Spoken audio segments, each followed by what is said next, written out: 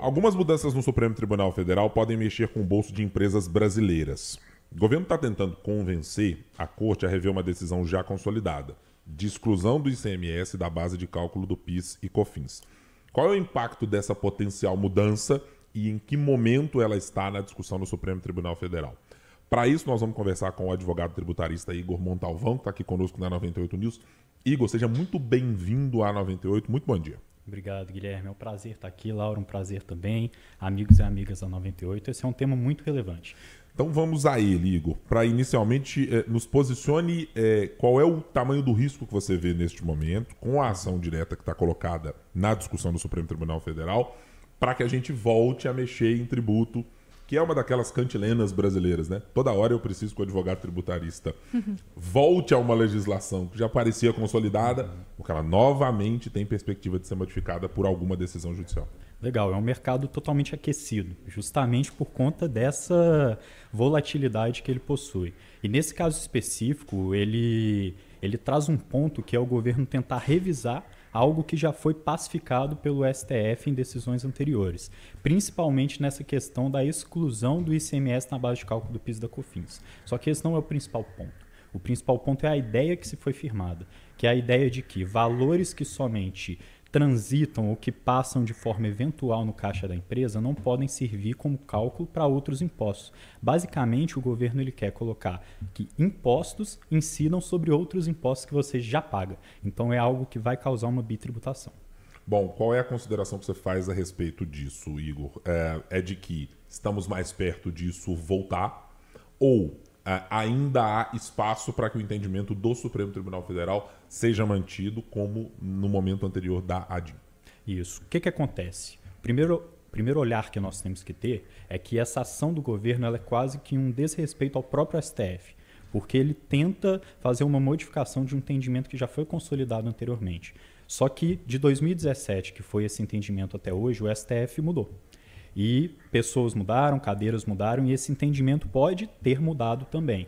Então, se fosse para eu colocar uma possibilidade de isso ser reformulado ou não, eu colocaria 50%. Acredito que possa ser uma decisão até mais política do que jurídica nesse sentido. Quando a gente está falando na possibilidade dessa aprovação, que tipo de impacto que a gente está falando para as empresas brasileiras? A gente está falando de um impacto de cerca de 115 bilhões de reais que podem ir para os cofres públicos e, consequentemente, sair não só das empresas, mas também de toda a sociedade, porque a gente sabe que esses impostos acabam sendo repassados no final da cadeia produtiva. Bom, a gente sempre, no olhar da lei, sabe que não podemos agir de maneira retroativa para questões consolidadas.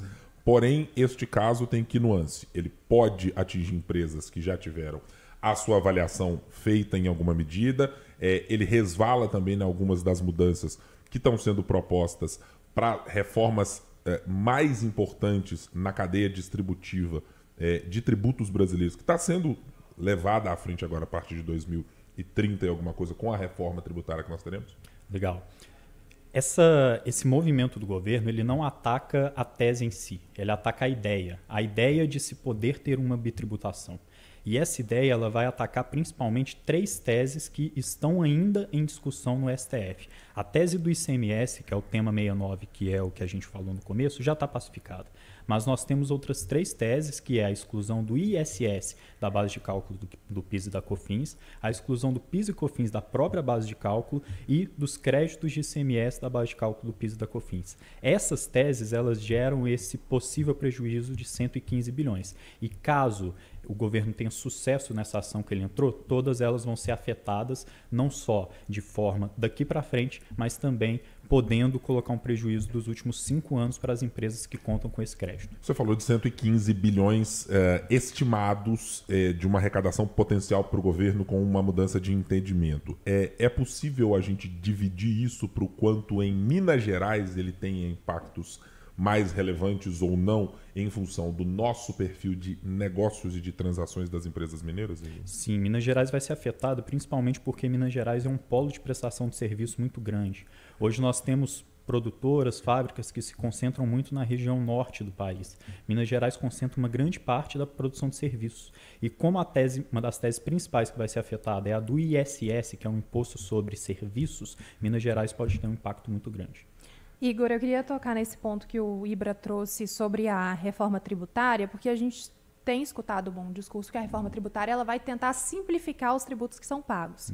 Essa ideia de fazer com que esse tributo seja duplicado, seja reincidido em outro tributo, ela vai na contramão, de fato, do que a gente está prevendo para a reforma tributária? E como que fica o debate da reforma tributária quando a gente tem um governo tentando mudar esse entendimento que já está consolidado? Com certeza afeta, principalmente porque a espinha dorsal da reforma tributária hoje é o que a gente chama de não cumulatividade, que é a inexistência de bitributação nos tributos. Então, o governo, com esse movimento, ele está pegando aquilo que ele mesmo pensou para a reforma tributária e agindo ao contrário.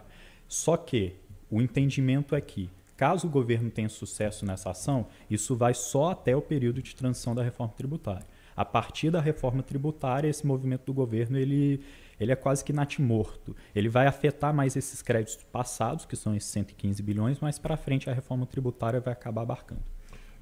O quanto o advogado tributarista Igor Montalvão está considerando que a reforma tributária foi bem feita?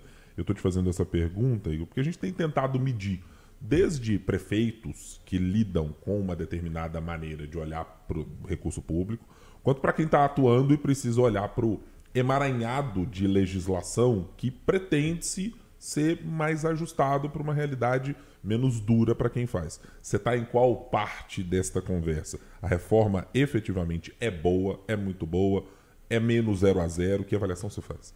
Eu coloco no 0 a 0. Eu acho que a reforma ela é literalmente aquela expressão para inglês ver. Por quê? Porque a reforma ela vem trazer o conceito de IVA, que é Imposto sobre Valor Agregado, que é um conceito de tributo que ele nasceu na Europa. Então, nós estamos querendo trazer esse conceito para o Brasil. Só que ao invés de nós trazermos esse conceito de um imposto único, que é o que acontece na Europa, nós vamos dividir entre o IBS e a CBS, que vão ser divididos entre outras nomenclaturas. No final das contas, hoje nós temos de 5 a 6 impostos principais e vamos continuar tendo de 5 a 6 impostos principais. Então vai ficar no 0 a 0 e não sei se essa simplificação que é prometida vai acontecer. Muito bem. Igor Montalvão, advogado tributarista, nos ajudando a entender alguns desses impactos que podem ser apresentados na ação declaratória de constitucionalidade número 98, que visa alterar o entendimento firmado sobre a repercussão geral do STF sobre a ação 69. Igor, muito obrigado por estar conosco aqui na 98 News. Até uma próxima oportunidade. Eu que